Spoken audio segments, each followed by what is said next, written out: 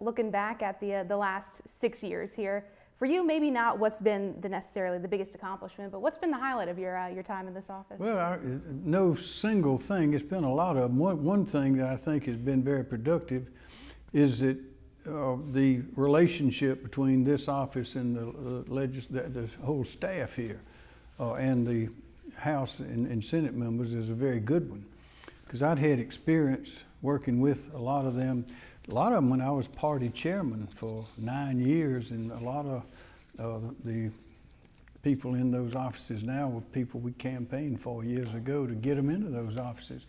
But a lot of friendships go back, and when I was Attorney General working with them on legislation as well as other things. So, and I've lived here all my life, so I know a lot of them, and I've got a great staff, and they too have had a lot of experience. So I think that relationship of communicating, collaborating, and cooperating has paid off well.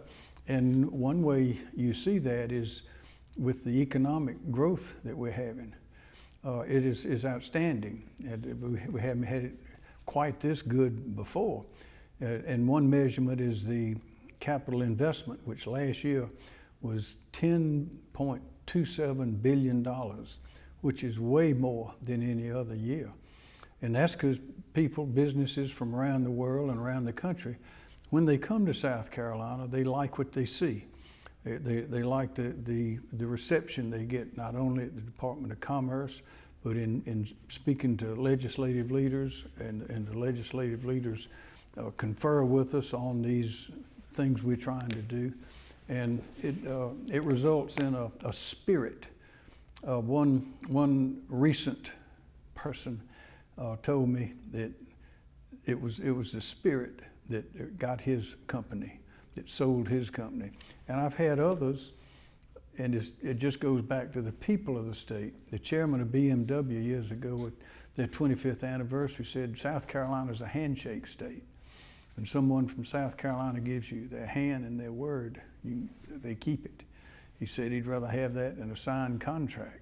And everyone, companies large and small I talk to, they tell me that they are just tickled pink when they go to a restaurant or stop at a gas station or convenience store. The lady behind the counter will call them honey, sweetie, darling, dear, all that sort of stuff. And it is uniquely South Carolina. There's some other states with some great things, but I think that there's a spirit up here in the legislature too, in this building, that we're all headed in the same direction. Now we fight on some things, but I think that's the thing that I'm the happiest about, is that we're really rolling now. We're putting money in the right places. We're raising that teacher pay. We're going up. When I got here, it was about 30,000 minimum. Now it's 40 minimum, and I'm asking for a bonus of 2,500 for every teacher. We're putting millions of dollars into the roads, putting millions of dollars into water and sewer. We got some money from the feds. Federal, of course, it's our money. We send there, they send it back to us. But also we've had $1 billion surpluses. And we're putting that money right straight into the infrastructure, water and sewer, and also broadband, working with our congressional delegation. Lindsey Graham and Tim Scott are involved with us.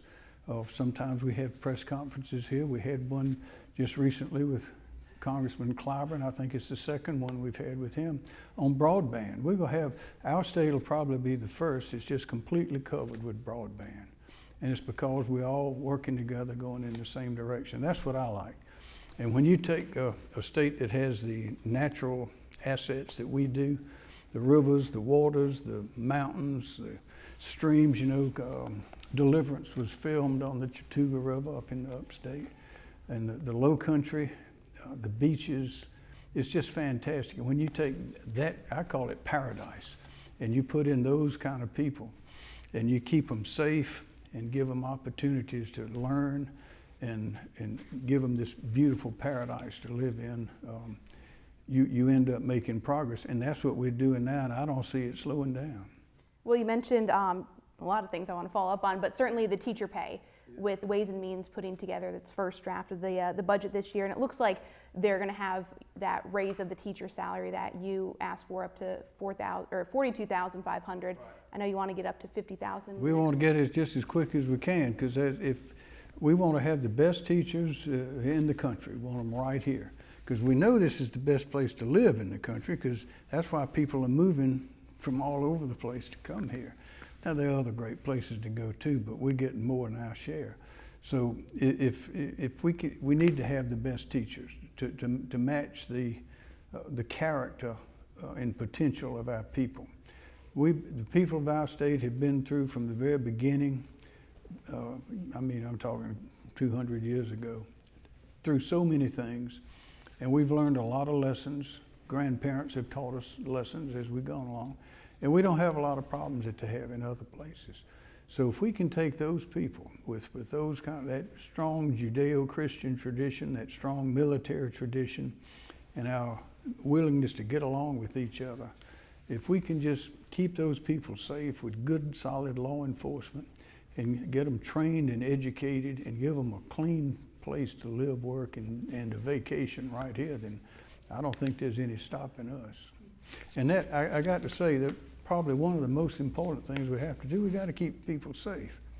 We know how to get businesses in here. I mean, we are booming.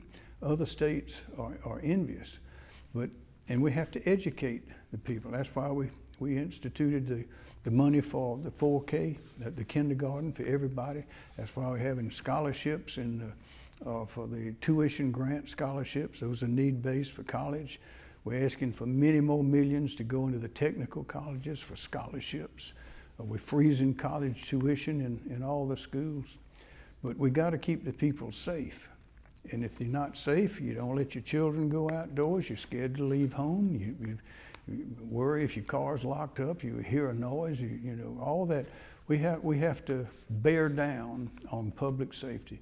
We got great law enforcement. I want to pay them more. I've asked for money for retention pay to keep them there. We have a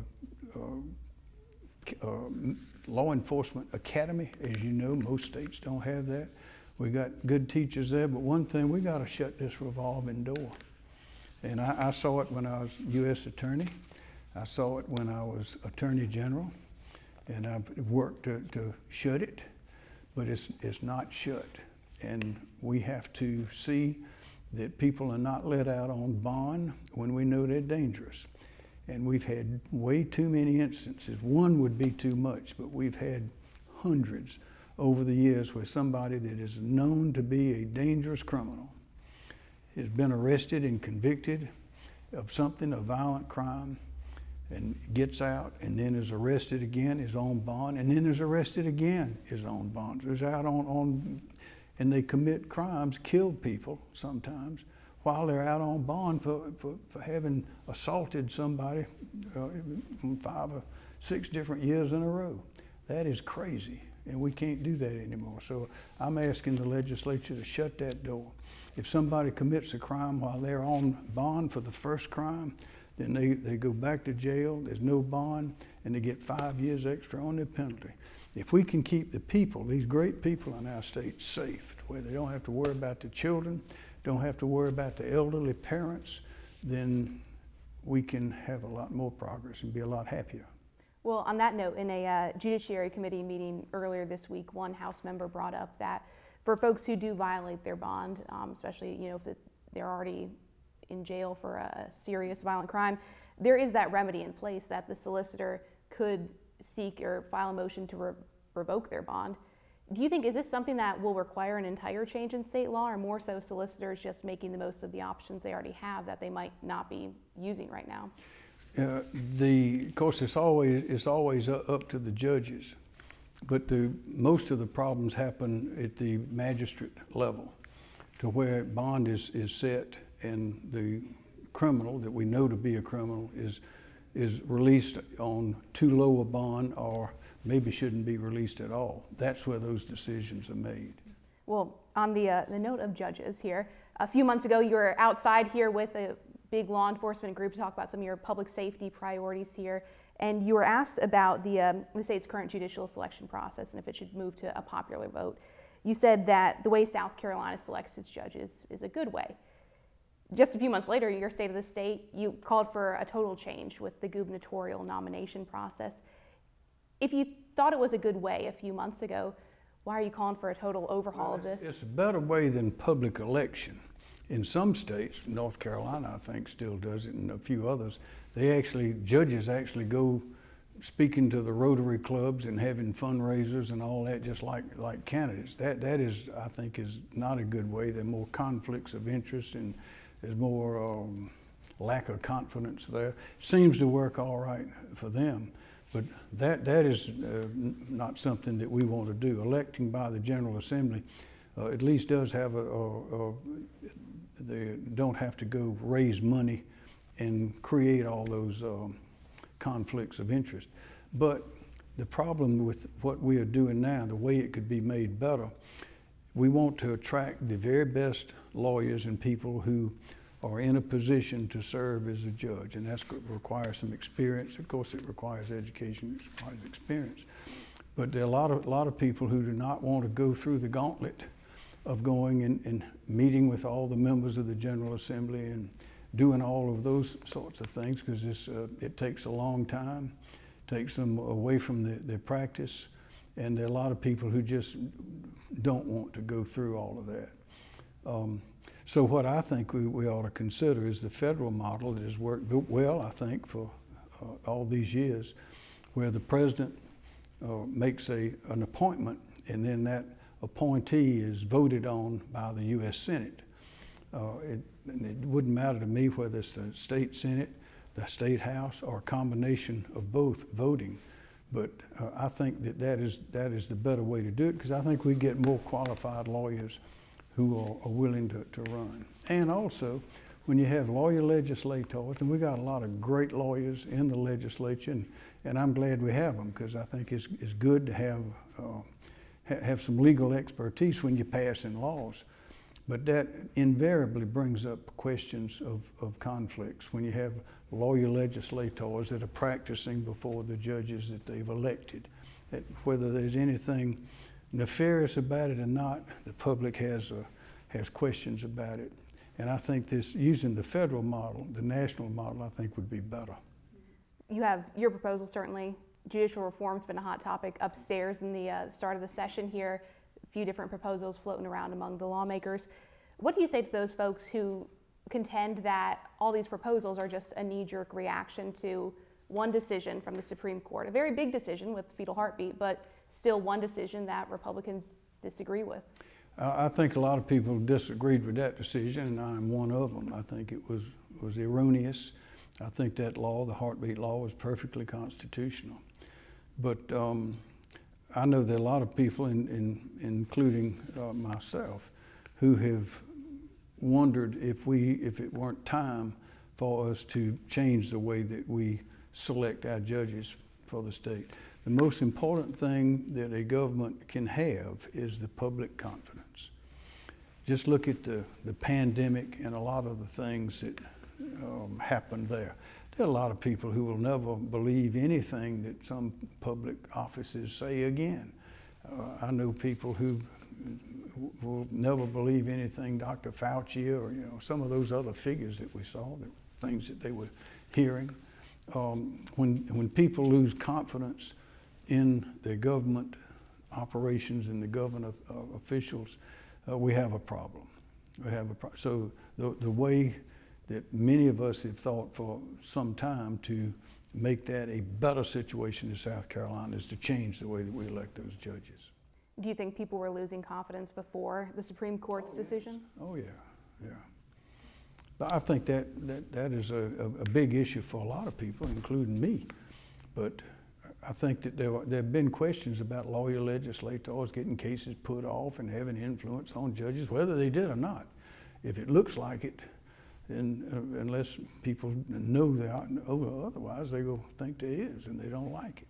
Have you had any conversations with some of the lawmakers upstairs about your proposal, and if there's any interest? Sure, we have. That's one of the good things that we have going for us here is that I've been in public office before.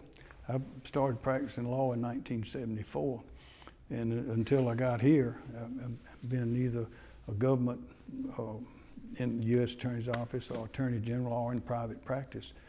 But as a result of that, in political work, I was party chairman years ago for 9 years. I've gotten to know a lot of these men and women over the years, and we get along very well. We understand each other. We don't always agree on things, but the relationship that the people in my office have and others that we work with, we've got a very experienced staff here in this office that have worked here at the State House and other places for years. And so it's those relationships. I mean, we're all South Carolinians, and we're all, I think, headed in the same direction. It's just how you get there. But that's one of the things that I'm most satisfied with and happy about is the good relationship we have. So yes, we talk with legislative leaders especially, and others. We have an open door policy, Republican, Democrat, doesn't make a particle of difference. We discuss, we argue, we debate, we do the best we can, and then we come back the next year and do it again. Want to circle back actually to teacher pay, given your interest in getting this done. Last year, the General Assembly in the budget gave every district enough money to raise every teacher's pay $4,000, but essentially said it's going to be up to you to determine how. You mean up to, it was to take the minimum to 40? They raised that, but then they gave every district the money and said, if you want to use this money to raise everyone's salary $4,000, regardless if they're making above the minimum, they can. And it seems like they're going to take that approach this year of saying they're going to give districts this flexibility. Sure. What is your message to those districts that are already paying above the minimum? Should they be using that money to raise teachers' salaries? Yes. We want to have the best teachers in America teaching the best children in America, and that's the children of South Carolina. We'll start. 2 years ago, you signed the open carry with training law. This week, the House just passed the bill that would allow people who are 18 and older to carry without training, without a permit. Do you think South Carolinians should be required to have some sort of training if they're going to carry a loaded gun in public? I think we have a constitutional, I agree with the legislature. I know there's concern about it, but I don't share those concerns. I don't think everybody's going to run out and buy a pistol to carry it around. I think that the people that will are law-abiding citizens who know how to handle firearms. And I think the Constitution, the Second Amendment says you have a right. And I think the legislation is right on point. That's a lot of confidence that the folks who are going to get guns and go out are going to be responsible. Yeah, but those aren't the people causing trouble. Anybody that's got a criminal record still got to go through that background check. And that background check is virtually instant. As you know, if it doesn't come back within 3 days, then you can go ahead. But with the technology we have, that's one thing I've been urging is get the FBI to get that technology so it comes back quick. But if they've been convicted of a crime or they've been declared incompetent or of a number of other things, then that's on record and they're not going to be able to buy a gun. But the people that are causing the trouble are not the people that go in and buy them a handgun or a long gun. It's the criminal element. And they go get guns no matter what. And what we have to do is be sure that we have good law enforcement and we shut that revolving door. So those small percentage of the criminals out there, there's about 20% or less of the criminals that commit about 85% of the crimes. Law enforcement officers know who they are. The problem is they'll catch them, they take them to court, they get them in jail, the next thing you know, they're out on the street doing it again. That's where the problem is. It's not with the constitutional people. Is it fair to say then if that bill gets to your desk, you plan to sign it? I will.